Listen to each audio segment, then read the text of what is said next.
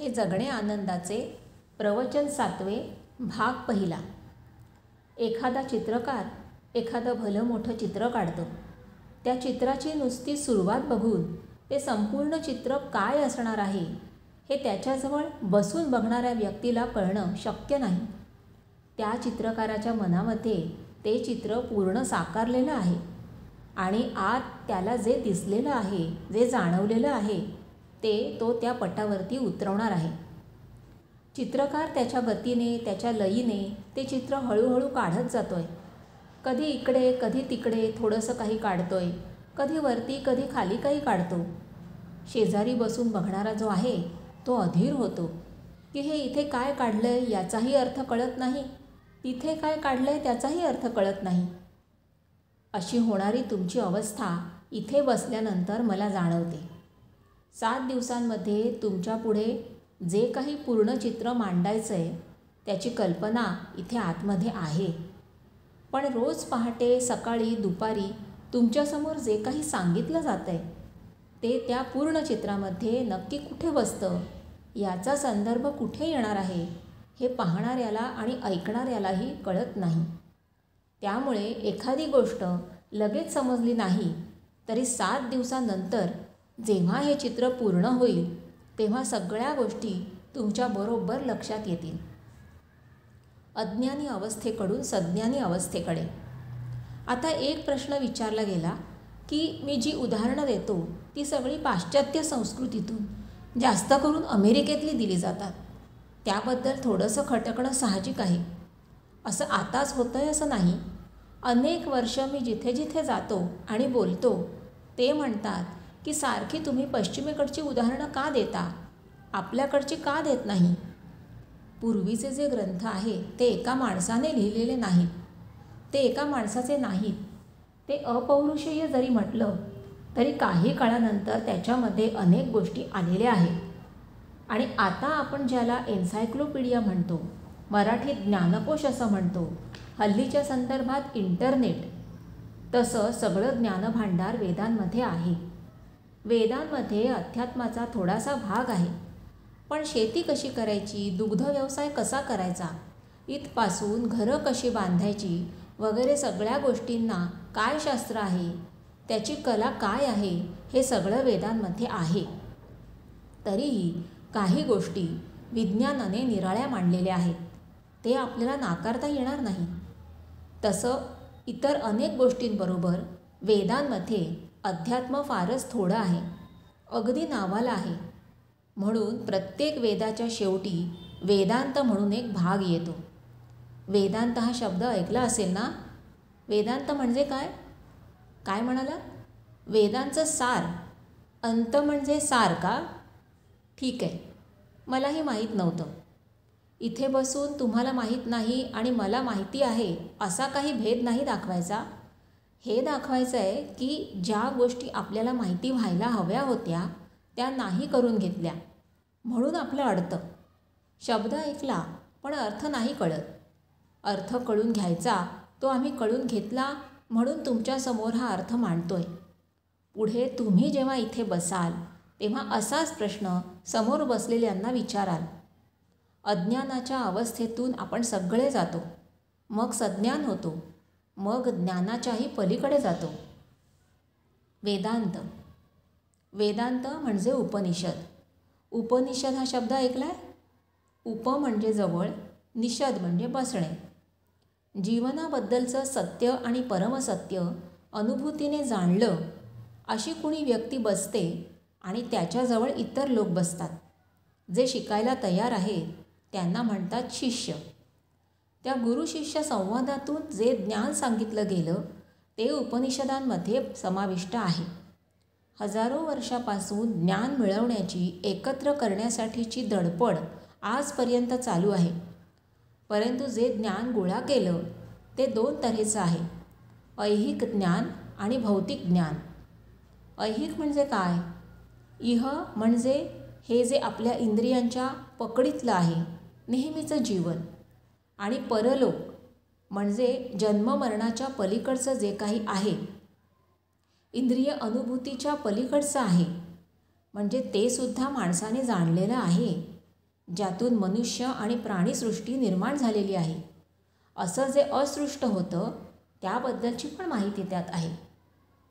पाश्चात्य संशोधन. युरोपमध्ये रेनिसान्स पिरियड म्हणजे पुनरुत्थान असा कालखंड होऊन गेला. साधारण 14-15व्या शतकामध्ये एक एक गोष्ट बुद्धीने माणसं जाणायला लागली. त्यातून जे काही निर्माण झालं ते आजचं विज्ञान आहे. आणि ही सगळीच्या सगळी गोष्ट युरोपमधून बाहेर पडली.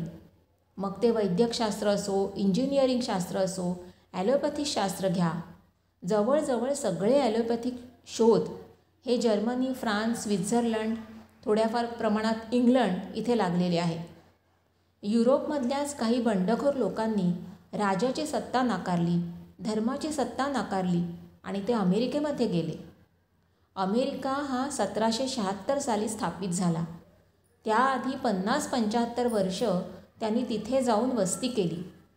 पण गेल्या 250 वर्षामध्ये अमेरिकेने मानवी जीवनाचा एकही बाह्य कप्पा असा सोडला नाही की जिथे खोलवरचं संशोधन झालं नाही. आज आपल्या हातामध्ये ज्या काही सुखसुविधा आहेत ती सगळी पश्चिमेची देणगी आहे. आपल्याला ते नाकारून चालणार नाही.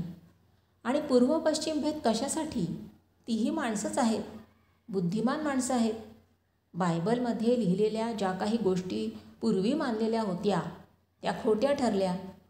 पृथ्वी गोल आहे हे लक्षात आलं. अमेरिकेमध्ये मानवी जीवनाच्या प्रत्येक क्षेत्रामध्ये ऑब्जेक्टिव्ह प्रूफ एकट्यालाच नव्हे तर सगळ्यांना मिळून प्रयोग करून सिद्ध करता येतील अशा तऱ्हेच्या गोष्टी सिद्ध केल्या गेल्या. तशा सिद्ध केल्या गेल्या तरच त्या स्वीकारल्या जातात. आणि बाकीच्या तुम्ही स्टेटमेंट्स करा हवं तर, पण जोपर्यंत सिद्ध होत नाहीत तोपर्यंत आम्ही मानणार नाही असं सांगितलं जातं. डॉक्टर आमीनचं कार्य. नुकतंच एक पुस्तक माझ्या हाती आलं. त्या पुस्तकाचं शीर्षक आहे change your brain, change your life. लिहिणारा सायकॅट्रिस्ट आहे. त्याचा इतिहास ऐकण्यासारखा आहे. त्या डॉक्टरांचं नाव आहे आमीन. तर हा आमीन मानसोपचार तज्ज्ञ. याला असं वाटत होतं की मनुष्य एका विशिष्ट तऱ्हेने वागतो आणि प्रत्येकाची वागणूक ही निरनिराळी आहे. याचं कारण मन नावाचं कुठेतरी आपल्याला न समजणारं असं काहीतरी आहे. त्यावरती काही उपाय करता येत नाही. आपल्याकडे अशी म्हण आहे की स्वभावाला औषध नाही. म्हणजेच एखाद्याचा स्वभाव बदलता येत नाही, काही केल्या बदलता येत नाही, औषध देऊनही बदलता येत नाही, तो तसाच राहणार. असं जेव्हा त्यांच्या लक्षात आलं तेव्हा त्याने सांगितलं की मेंदूमध्ये काहीतरी याचं कारण सापडत असलं पाहिजे. कारण मन हे मेंदूमध्ये घडणाऱ्या विद्युत चुंबकीय निरनिराळ्या घटनांचाच बाहेर होणारा आभास आहे. इथपर्यंत विज्ञानाने थोडाफार शोध लावला होता. घटना अशी घडली की ह्या डॉक्टरचा पुतण्या अँड्र्यू हा वयाच्या 8व्या वर्षापर्यंत अत्यंत सुशील मुलगा होता. चांगला वागायचा, चांगला मानत असत लोक त्याला. अचानक त्याचा स्वभाव बदलला. तो आदळआपट करायला लागला, चिडचिड करायला लागला, रागवायला लागला, मारीन म्हणायला लागला, खून करीन म्हणायला लागला. एवढंच नाही तर तो म्हणाला की हे फार झालं, मी आता आत्महत्या करतो. घरचे लोक घाबरले. त्याला डॉक्टरांकडे नेलं गेलं. नेहमीच्या पद्धतीने डॉक्टरांनी त्याला जे काही डायग्नॉस करायचं आहे, जे काही उपचार करायचे ते करण्याचा प्रयत्न केला, पण काही फरक पडला नाही. हे त्याच्या काकाला डॉक्टर अमीनला कळलं. तोपर्यंत त्यांचं ह्याच विषयाचं संशोधन चालू होतं. त्यांच्या प्रयोगशाळेत विशिष्ट अवयवाला रक्ताचा किती पुरवठा होतो हे ओळखणारी यंत्रणा आहे. जिथे जिथे रक्ताचा जसा पुरवठा होतो त्या ठिकाणी या मशीनवरती कमी जास्ती प्रकाश दिसतो. म्हणजे मेंदूच्या विशिष्ट भागामध्ये जर तो भाग या यंत्राखाली प्रकाशित झाला तर बाहेरून सांगता येईल की ज्या व्यक्तीच्या मेंदूवरती हा प्रयोग चालू आहे त्या व्यक्तीच्या मेंदूच्या अमुक भागामध्ये आत काहीतरी कार्य चालू आहे. म्हणजे तिथे विचार चालू आहे, तिथे काहीतरी गडबड चालू आहे. हे आता बाहेरून ओळखण्याची शक्यता आहे. ह्या मशीनला म्हणतात सिंगल फोटॉन एमिशन कॉम्प्युटराइज टोमोग्राफी म्हणजे स्पेक्ट या अमीनच्या प्रयोगशाळेत स्पेक्ट मशीन बसवलं. ज्यांना मानसिक त्रास आहे, जे खूप चिडचिडे बनलेले आहेत, सारखे रागवतात, कुकृत्य करतात, कैदी आहेत, अपराधी आहेत, दुर्जन आहेत, ह्यांच्या वागणुकीमध्ये जो फरक पडतो त्यासाठी मेंदूमध्ये त्या मशीननी काही दिसतं का? किंवा बायकांच्या बाबतीमध्ये मासिक पाळीच्या आधी 5-7 दिवस बायकांचा मूड बदलतो, त्याबद्दलचं संशोधन सुरू झालं. मासिक पाळी थांबण्याच्या वयामध्ये साधारण 38, 42, 45 किंवा 50पर्यंतच्या बायकांच्या स्वभावामध्ये फरक पडतो आणि पाळीच्या आयुष्यमानामध्ये साधारण 12-13व्या वर्षापासून 45व्या वर्षापर्यंत मासिक पाळीचं स्त्रियांचं जे आयुष्य असतं त्यावेळेला दर महिन्याची मासिक पाळी जी येते त्याआधी 4-5 दिवस आणि पाळी सुरू झाल्यानंतरसुद्धा मूड बिघडलेला असतो. एवढ्याकरता आपल्याकडे पूर्वीच्या काळी बाहेर बसणं ही प्रथा होती. बाहेर बसणं एवढ्यासाठी की त्या व्यक्तीचा मूड बरोबर नसतो, तेव्हा तिला विश्रांतीची जरुरी आहे. दैनंदिन कामाच्या व्यापातून तिला मोकळं करायचं आणि तिला स्वतंत्र ठेवून विश्रांती घ्यायला लावायची. तिला जे काही लागतं ते बाहेरून नेऊन द्यायचं. प्रथा वैद्यकीय जरुरीतून आलेली होती, पण ते होत होत अपभ्रष्ट होऊन गेलं.